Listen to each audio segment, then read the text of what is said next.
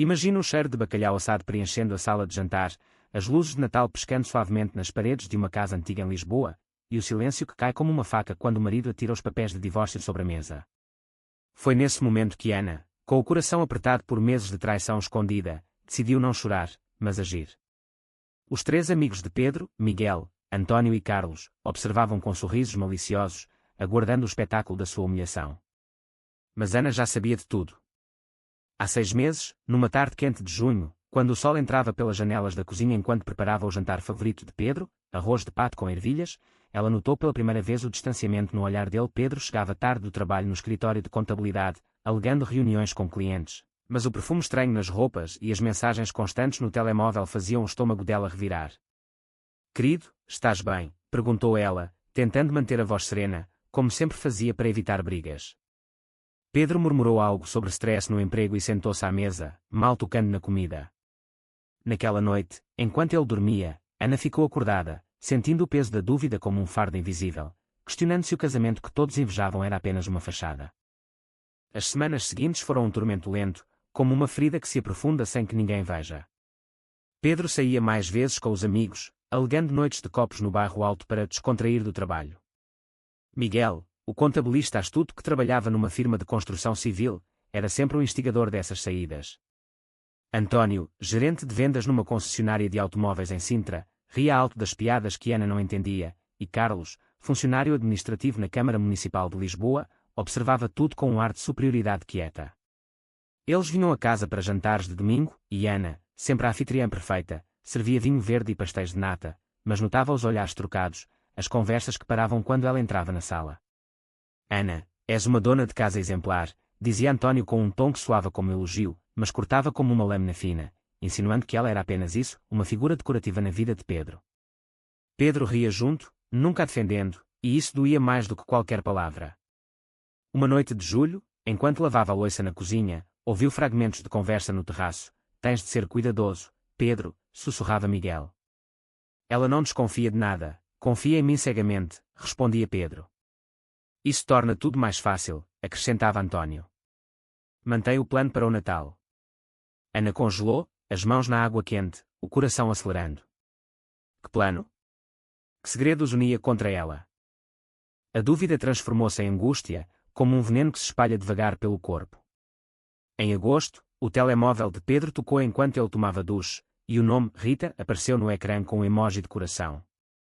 Ana sentiu um frio na espinha. Quem era Rita? Pedro mentiu, dizendo que era uma colega do marketing, mas os olhos dele traíam o pânico.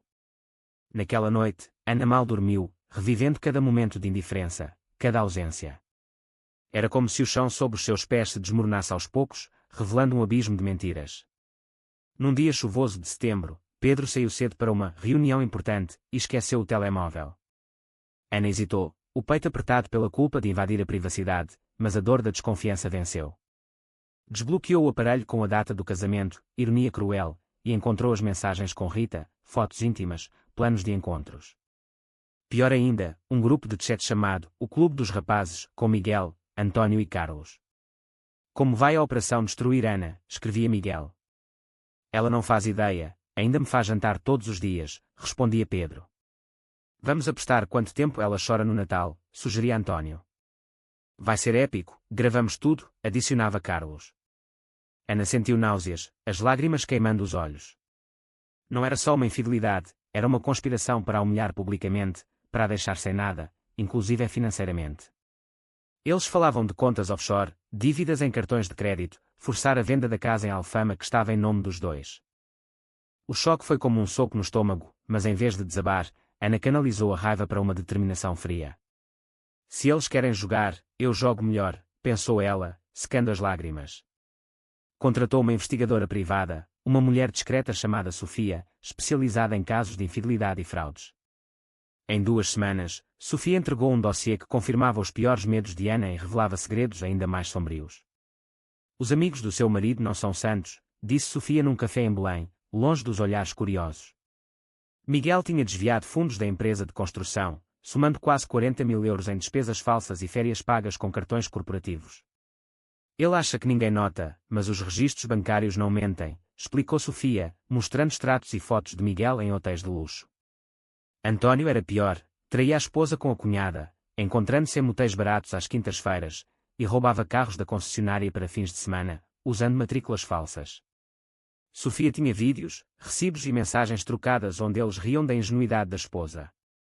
Carlos, o mais discreto, falsificara documentos para receber subsídios de invalidez da Segurança Social, alegando uma lesão que nunca existira, enquanto trabalhava na Câmara.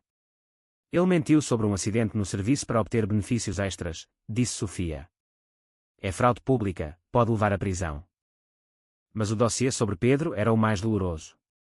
Ele encontrava-se com Rita, que, na verdade, era a própria Sofia disfarçada, em hotéis no centro de Lisboa, pagando em dinheiro mas deixando rastros em jantares com cartão. Ele gabava-se de como você era tão confiante que nem desconfiava, contou Sofia. E o plano financeiro, Pedro, com a ajuda de Miguel, transferira 12.000 euros para uma conta em Gibraltar, planeando maximizar dívidas em cartões conjuntos e forçar a venda da casa para a deixar com migalhas. Ana sentiu a traição como uma ferida aberta, mas transformou-a em combustível. Abriu uma conta bancária secreta, transferiu fundos discretamente, gravou chamadas de Pedro quando ele pensava estar sozinho, e reuniu provas de tudo. Nos meses seguintes, viveu uma dupla vida, sorria para Pedro ao pequeno almoço, mas planeava a contraofensiva à noite. A dor psicológica era imensa, noites de insônia, o peso da solidão, o medo de confrontar a realidade, mas a imensa raiva a impelia. Eles acham que sou fraca, mas a paciência é uma arma, murmurava para si mesma. Dezembro chegou, e o ar festivo de Lisboa, com mercados de Natal e luzes no chiado, contrastava com a tensão em casa. Ana ouviu Pedro ao telefone com Miguel. O jantar de Natal é perfeito para a humilhar, com a família toda lá. Vamos gravar a reação dela, ria António. Ana convidou a irmã, Maria, para o jantar, pedindo que filmasse discretamente. Confia em mim, vai ser importante, disse, sem revelar mais. Preparou os presentes especiais, caixas embrulhadas com laços vermelhos, contendo dossiês completos para cada um. Para Miguel, extratos de desvio de fundos, fotos de fraudes. Para António, imagens do caso com a cunhada, provas de roubo de carros. Para Carlos, documentos falsos da Segurança Social, relatórios de fraude.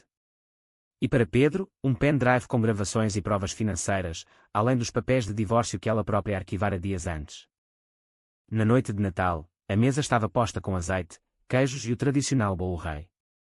Pedro levantou-se, rosto vermelho, e atirou os papéis. Quero o divórcio, Ana. Acabou.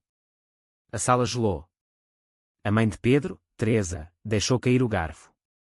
Maria observava, chocada. Os amigos sorriam, aguardando as lágrimas. Mas Ana sorriu de volta. Já que estamos em surpresas, tenho presentes para vocês, disse, entregando as caixas. Miguel abriu primeiro, o rosto empalidecendo ao ver os documentos. Isto é chantagem, gaguejou. Não, é justiça, respondeu Ana. A tua empresa vai adorar saber dos 40.000 euros desaparecidos. António abriu o seu, vendo as fotos com a cunhada, e quase vomitou. A tua mulher e o teu patrão recebem cópias amanhã. Carlos, ao ver as fraudes, murmurou, como soubeste. Paciência e profissionais, disse Ana. A Segurança Social já investiga. Pedro explodiu, estás louca.